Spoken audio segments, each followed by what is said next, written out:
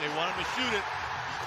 And he does. I'm in the camp that says the level of angst about Ben Simmons' lack of three-point shooting wildly exceeds the actual gravity of the situation. I'm also in the camp that says if Simmons ever gets to a point where he is shooting 3 threes a game and knocking down one of them, he will almost certainly establish himself as one of the 10 to 15 players in the league whose presence will make any team a contender regardless of his supporting cast. Now, I know what you were thinking. That sounds like an oddly specific camp, and you're right. The signage could be difficult to pull off, but there is room beneath our tent and all are welcome. Feel free to bring cake. There are a number of reasons why Simmons' jump shot is once again a pertinent topic of conversation. Granted, there's probably an equal number of reasons to think that we're at the same point we've been plenty of times before, and that the current batch of scuttlebutt trickling out of Orlando will only serve to exacerbate everyone's battle wariness. But you shouldn't completely discount the possibility that the next 2 or 3 months will yield the expansion of Simmons' offensive game that everyone has been waiting for. In a recent video published on his YouTube page, Simmons made sure to include a series of clips of him knocking down shots from outside the paint, as well as a verbal exchange in which Pistons guard Tony Snell tells him that he should be shooting more, and Simmons responds by saying, "Orlando." Shoot way more, dog. This shot look good. Orlando. While it would be a mistake to read too much into the production decisions of most players' personal marketing campaigns, Simmons has always been a player who acts and speaks with a level of deliberate intention that makes it difficult to attribute the inclusion of such a sequence to whimsy.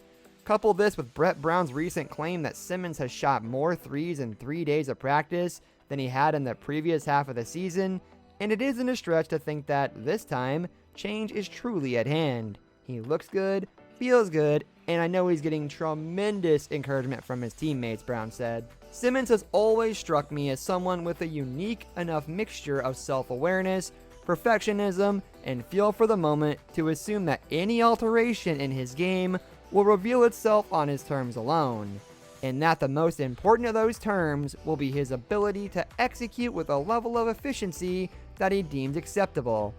Furthermore, he has always come across as the kind of person who would secretly fantasize about proving people wrong in the loudest, most dramatic way possible. That is to say that I've always partially assumed that whenever he starts shooting threes, he will immediately begin doing it with a success and frequency that dominates headlines and allows him to fuel the ensuing flurry of questions with the same level of quiet, almost smirking self-confidence that he always brings to the post-game podium. He has never struck me as a guy who would be satisfied with a development arc that starts with him taking a gratuitous 3-point or 2-point shot per game and follows a gradual upward curve from there.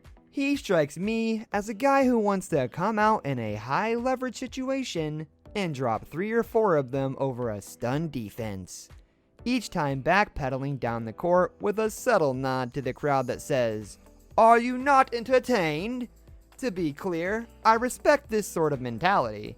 The hand-wringing about Simmons' reluctance to shoot has always been incommensurate with the overall utility that he brings to the court, particularly when compared to the progress towards self-actualization that most players have made at a similar age.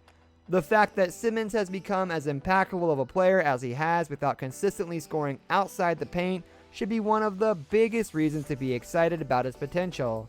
Instead, it is regarded in a lot of circles of the Sixers fan base as evidence that he is not the sort of player whom the organization will ever be able to build a championship team around. Such thinking ignores previous examples of the shooting progress that young players have made. A decade ago, few people questioned Blake Griffin's superstar credentials when he shot just 14 of 68 from three-point range in his first 3 years as a pro. Over the last 4 years, Griffin has averaged more than 200 attempts per season from behind the arc, connecting on a respectable 34.2% of them. Maybe Simmons' shot never comes, but there's little reason to assume that it won't.